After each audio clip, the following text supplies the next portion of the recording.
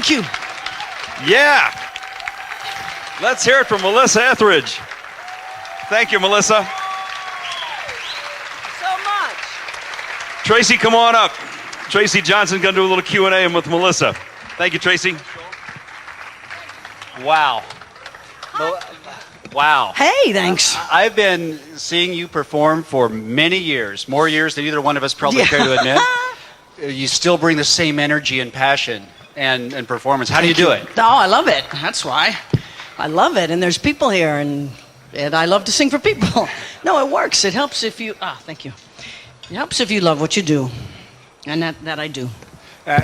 Melissa was... anybody who's been in radio for a while has probably had Melissa come and perform for them in their station or at one of their concerts. She came to San Diego many times at Star and at her Jingle Ball events. And the thing that always stands out is her authenticity and the connection that you have with your fans. And talk about that a little bit, because I mean there's a connection there that most performers and most entertainers just don't have. Well, I started a long time ago. I'm from Kansas. I'm from Leavenworth, Kansas. And I started singing in bars very young. It's crazy. I don't know. I have children now the age that I was when I started, and I called my mom up, well, what were you thinking? Letting me play in bars, but it worked. And once I got out to Los Angeles and met my manager, Bill Leopold. Yeah, anyone who's had to deal with him, I'm sorry, but he does a very good job. But he has always emphasized to me that one of the best things that I do is my live performance, is the authentic performance, because I love it, because I've been able to do it for many years. So it was him who 25 years ago when my first album came out said, you're going to go play every radio station. And that was back when they didn't have live from the studio. It was, I walked in and I was just talking to somebody who said, yeah, we didn't even have a studio then. We just I remember walking into one, I think it was in Long Island, a radio station. He goes, well, what are you going to do? I said, well, just give me your microphone and I'll put one on the guitar and one on my voice. And you're going to sing? Yeah, I'm going to sing on the radio. So that's the way we did it back then, and that's kind of how we always do it. So when Chachi from Benstown told me that you were going to be doing your own radio show, first thing I thought of is, that's fantastic. Good. And the second thing I thought was, why would she do that? Why, no. And that's probably what a lot of people are thinking right now. Why are you doing a radio show?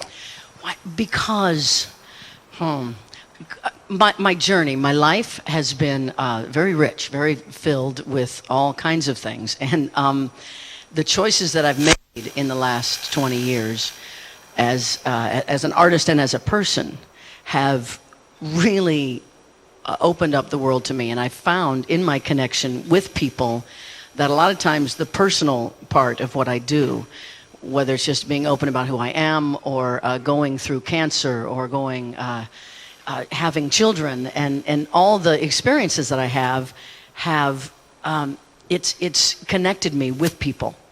And they I find myself with strangers having many deep conversations for a long time. And I thought, you know what, this is something I like to do. Sometimes in my concerts I have to go, oh, I'm sorry, I'm talking too much, because I like to talk about what I believe. I like to talk about what other people are going through. I like to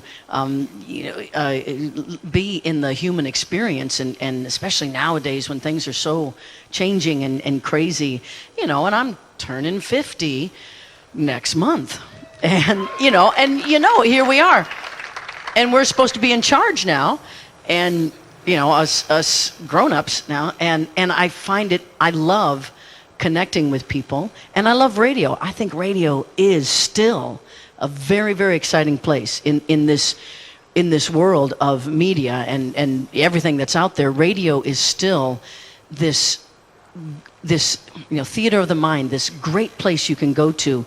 You can learn, you can share, you can find emotional experiences, you can listen to music.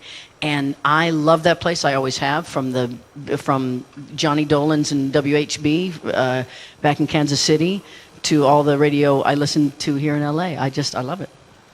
Radio has lost a lot of personality over the past few years, and one of the things in working with talent and working with program directors that I've always found is that it's much easier to teach entertaining people how to be on the radio than it is to teach radio people how to be entertaining. And that's why I think you're so perfect for this.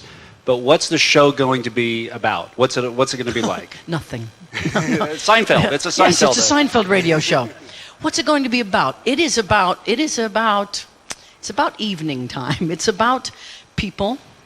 I'm sure I will get the calls of, hey, what's it like? I can share my stories of, when I met Aretha Franklin. I can share the stories of that side of the curtain. I've been to the mountain. I've met everybody twice.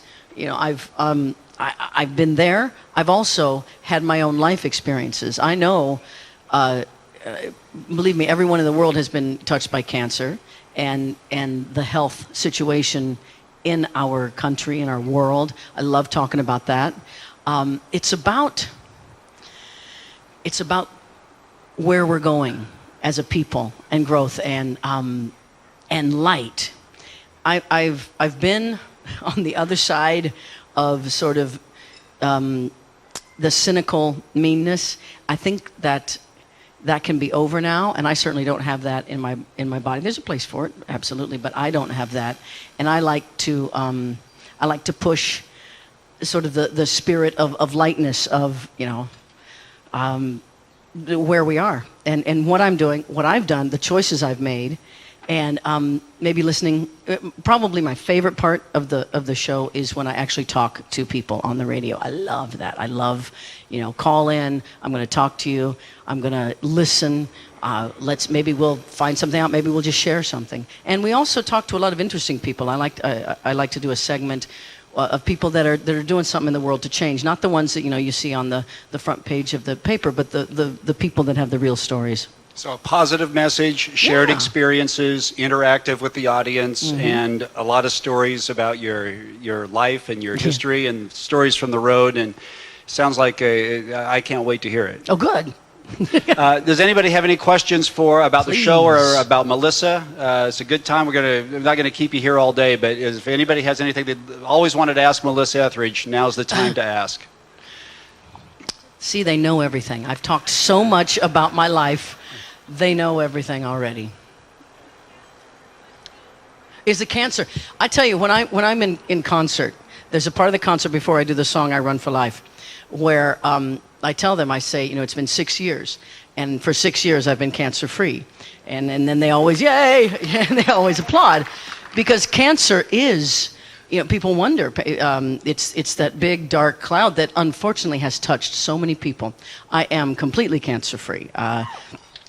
And intend to stay. And a lot of my message is about health, is about how to stay healthy in a busy work world, in work where half of our jobs are going out to dinner with people and trying to navigate health in that with a family, with a job.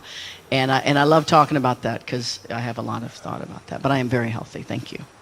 Yes, ma'am. Thank you very much, because the message that you're sending out today is that you're going to send a positive light to people, and we need that. So I just want to say thank you for doing that. And I think she should have an applause for doing that, right? Thank you, Melissa. Thank you. Thank you so much. Anybody else quickly? Yes. Hey.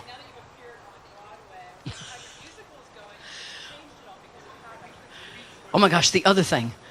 Oh, she's asking me about some other stuff that I'm doing, which has to do with Broadway, because I just came back last week. I was in Broadway. I got to do, in February, I got to do a week. I replaced Billy Joe Armstrong in American Idiot, and it was really amazing. And Broadway is a place that a lot of original music is coming. I have been writing that. It's going to start in workshopping it this summer, so we'll see. But that's what I'm doing while I'm also doing the radio show. So that's good. Yes.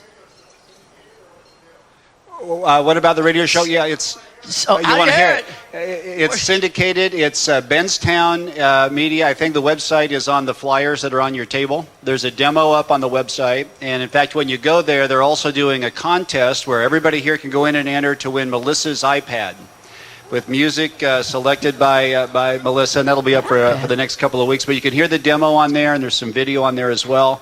The show starts in a couple of months.